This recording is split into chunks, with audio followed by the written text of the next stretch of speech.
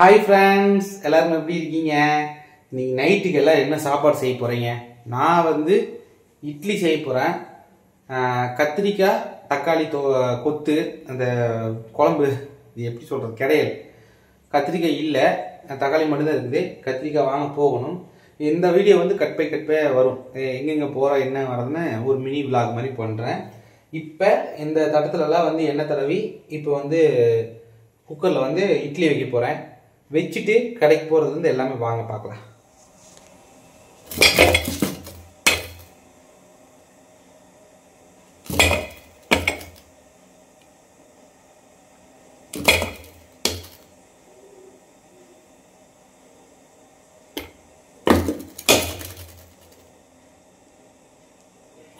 இட்லி ஊற்றியாச்சு பாருங்க. அப்படியே நம்ம இதுக்குள்ள வச்சிருவோம்.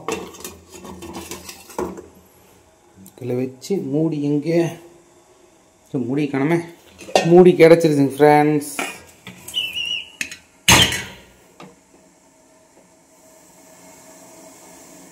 இது வேகட்டும், அதுக்குள்ள நம்ம கடைக்கு போயிட்டு வந்துடலாம்.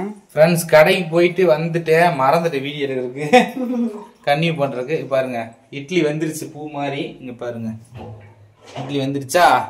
இப்போ காய்த்து வந்து இட்லி எடுக்க போறா. நான் வந்து என்ன பண்றேன் பாருங்க. இங்க பாருங்க தக்காளி அரைஞ்சிட்டு இருக்கிறேன். பாருங்க கத்திரிக்காய் வந்து பிஞ்சு கத்திரிக்காயா. இங்க பாருங்க இந்த மாதிரி பிஞ்சு கத்திரிக்காய் வாங்கிட்டு வந்து அரைஞ்சி வச்சிருக்கேன். தக்காளி அரைஞ்சாச்சு. இதெல்லாம் அரைஞ்சிட்டு இப்போ வந்து காய்கறி வந்து இட்லி எடுக்க போறான். எடு ஃப்ரெண்ட்ஸ், இப்போ எல்லாம் ரெடி பண்ணிட்டேன். நம்ம தக்காளி தொக்கு தக்காளி கடையில் எப்படி செய்யறதுன்னு கேட்டுருந்தீங்கன்னா அதை எப்படி சிம்பிளாக காட்டுறோம் பாருங்க. பாருங்க ஃப்ரெண்ட்ஸ், சின்ன வெங்காயம், பூண்டு, வரமிளகா, கருவேப்பிலை, கத்திரிக்காய், தக்காளி இவ்வளோதான். இதை வச்சு தான் நம்ம செய்ய போகிறோம். இப்போ எண்ணெய் வந்து அடுப்பில் ஊற்றியாச்சு. எண்ணெய் ஊற்றினோடனே நம்ம என்ன பண்ணுறோம், ஃபஸ்ட்டு கடுகு போட்டுக்கலாம். அப்புறம் வந்து பார்த்திங்கன்னா கடலப்பருப்பு, இந்த உளுந்தம்பருப்பு, கடலப்பருப்பு அப்படியே எடுத்து கொட்டிடுவோம். இந்த ஒரு ஓட்டிட வேண்டியதுதான். வெங்காயம் தாளிச்சு விட்டாச்சு. இப்போ வந்து பார்த்திங்கன்னா நம்ம இந்த கத்திரிக்காயை இப்படி போட்டுக்கலாம்.